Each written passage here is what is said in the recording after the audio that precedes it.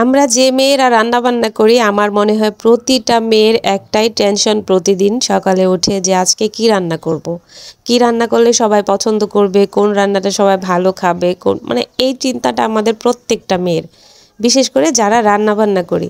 Same আমারও একই অবস্থা যে আজকে কি রান্না করব, আজকে কি রান্না করব, এরকম একটা টেনশন থেকেই যায়।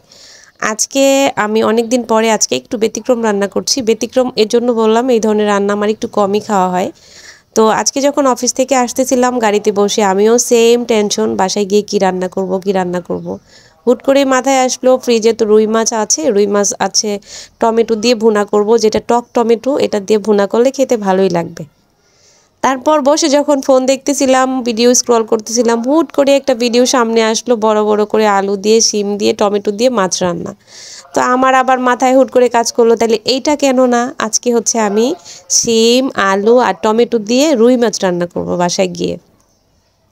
যেই কথা সেই কাজ, বাসায় এসে ঘরে ছিল যা যা সবজি, বিশেষ করে সিম, আলু, টমেটো যা লাগবে আমার ফ্রিজে ছিল।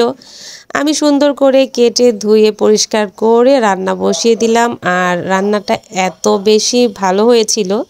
যাই হোক, রান্নাটা খুবই ইজি প্রসেসে করেছি, আপনারা অলরেডি ভিডিওতে দেখছেন, আর কিছুটা বাকি আছে, এটুকু অলরেডি দেখে নেবেন এই ভিডিওতেই।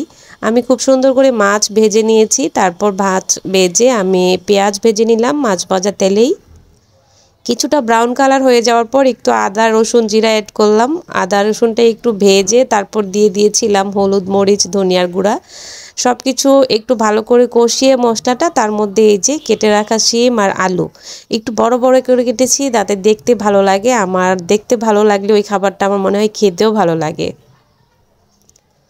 তারপর একদমই পানি ছাড়া কিন্তু কষিয়ে নিচ্ছি, আমি কোনো পানি অ্যাড করিনি এই পর্যায়ে। জাস্ট গ্রেভিটা দেখেন কত সুন্দর ইয়ামি ইয়ামি একটা কালার আসছে, খেতেও ভীষণ মজা হয়েছিল। আমিও যদিও ভিডিওতে অনেক পরে ভয়েস দিচ্ছি, তাই আমি এখন বলতে পারছি যে খাবারটা কেমন হয়েছিল। আসলে এরকম রান্না অল্প একটু হলেও না তৃপ্তি করে ভাত খাওয়া যায়। তারপর কেটে রাখা টমেটো দিয়ে দিলাম, আর টমেটোগুলো আমি এনেছি টক টমেটো, যেগুলো আমি এই সিজনেও পাওয়া যাচ্ছে বাজারে, দুই ধরনেরই পাওয়া যায়, বাট আমি যেটা টক আমি এটা সবসময় পছন্দ করি। তো কেটে রাখা কয়েক পিস টমেটোও দিয়ে দিলাম, দিয়ে আবারও নেড়ে চেড়ে কিছু সময় কষিয়ে নিচ্ছি। আর এই পর্যায়ে তরকারির যে কালারটা দেখা যাচ্ছে মনে হচ্ছে এখনই খাওয়া যাবে। যাই হোক, ভালোভাবে কষিয়ে নেওয়ার পর আমি এখন ভেজে রাখা মাছও অ্যাড করে দিব এটার মধ্যে। আর এখানে আপনারা রুই মাছ ছাড়া অন্য কোনো মাছ দিয়েও করতে পারেন, বাট আমার মনে হয় রুই মাছের সাথে এই সবজিটা খুব ভালো যায়। আর এইভাবে রান্না করলে সবজিও খাওয়া হলো, মাছও খাওয়া হলো, দুইটা একসাথেই হলো। তো এই তো নেড়ে চেড়ে নিলাম, খুব সুন্দর করে কষানো হয়ে গিয়েছে। এখন এই পর্যায়ে আমি মাছটা অ্যাড করে দিয়ে দেন ঝোলের জন্য পানি দিয়ে দিব। তো দিয়ে দিলাম ভেজে রাখা মাছ। মাছের সাথে আরেকটা আকর্ষণীয় জিনিস দিয়েছি, সেটা হচ্ছে একটা ডিম। এই ডিমটা দেওয়ার কারণ হচ্ছে আমি অফিসে আজকে যখন গিয়েছিলাম ব্রেকফাস্টে ডিম ছিল অফিস থেকে দেওয়া, আর সিদ্ধ ডিম খেতে আমার একদমই পছন্দ না। তো ওই ডিমটাই ছিল আমার সাথে, আমার ব্যাগে ছিল। ভাবলাম যে বাসায় যখন রান্নাই করতেছি তো তরকারিতে অ্যাড করে দেই। আমি আবার রান্নার ডিম খেতে পারি, শুধু সিদ্ধ ডিমটা কেন জানি খেতে আমার ভালো লাগে না। এই জন্য ডিমটা অ্যাড করে দিলাম। এটা কিন্তু মানে একটু হাসির ব্যাপারটা, তারপরও কিছু করার নেই, যেহেতু আমি একা মানুষ, আমার হচ্ছে খাবারটা খেতেই হবে।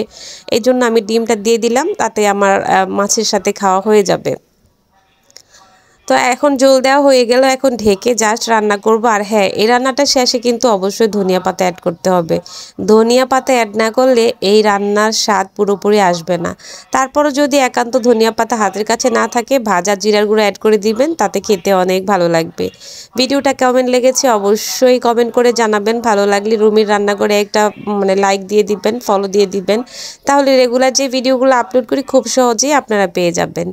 আগামীতে আরও একটা ভিডিও দিব ইনশাল্লাহ। সে পর্যন্ত সবাই ভালো থাকেন, সুস্থ থাকেন, রুমির রান্নাঘরের সাথেই থাকেন। আল্লাহ হাফেজ।